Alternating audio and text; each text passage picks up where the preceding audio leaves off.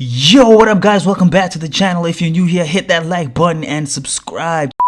So, your boy accidentally went to a gay club for his first clubbing experience. Yep, that's what happened. Let's talk about it. So, this was back in college, right? Yes, your boy is a graduate. Moving on, we had just submitted a big assignment, right? I think it was a group assignment or something like that, you know, the kind of thing that'll drain the life out of you, something that'll have you thinking, you know, I deserve a party, I deserve a little apple bottom jeans with boots and the fur. It was someone's birthday. I can't lie to you, I don't remember whose birthday it was. All I know is that a bunch of my boys were going out clubbing that night to celebrate, and me overhearing this was like, yo, kind of sounds like a vibe, I can't lie. And instead of asking to go, I was like, alright guys, have fun. Next thing you know, I'm getting dragged into the Uber because I was actually invited to come along. And here's the thing, I had never actually been to a club at this point in my life, so I had zero reference as to what was good and what was bad, and so I had no clue what to expect. So when my boy Rahul said he knows a spot, I was like, say less, and chose to trust him. So we're all packed up in the Uber, vibes are high, I'm hyped, it's my first clubbing experience, and we get there. And the first red flag was literally on my wrist. They give us these wristbands so that we could go in and out of the club without having to re-identify ourselves every single time, right? But the wristbands had eggplant printed all around them. Now this should have been my first sign, right? But my dumbass was just standing there like, that's a weird branding choice. So I look at my boy KG, who had also never really been to a club before. He looks back at me, we shrug our shoulders, and then we proceed to walk into the club, hoping for the best.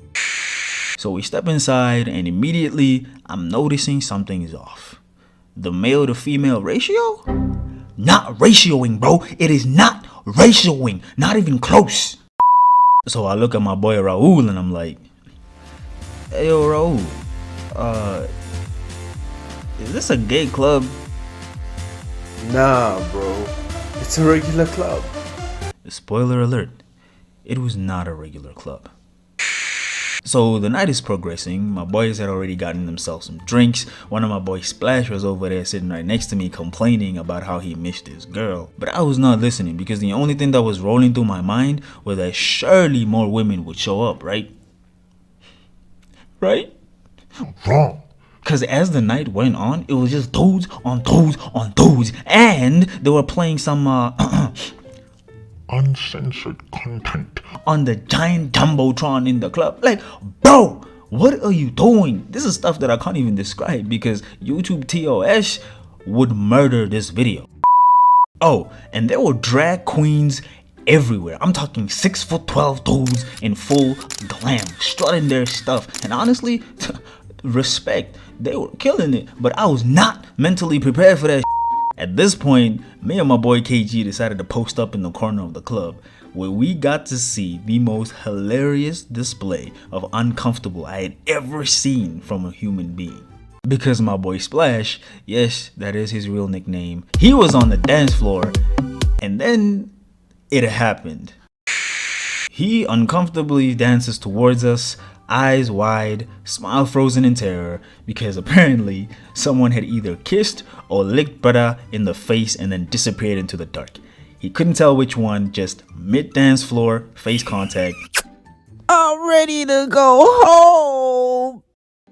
So we dipped to the back of the club, out by the parking lot, just to chill and regroup and have a quick conversation about whether we would make it or not if we jumped from the second floor.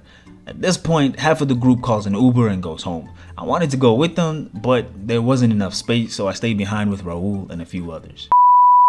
So the night progressed for a little bit longer after that, but then, plot twist, Rahul gets a call from Splash. Apparently, one of our intoxicated brothers thought it would be a brilliant idea to hop into Rahul's car back home and go for a drive around the block. Bro knew how to drive. The problem? Rahul's car had an emergency lock system. If you don't know how to deactivate it before you start the car shuts down, the alarm barks, and it calls the authorities. So the zesty night of fun came to an end.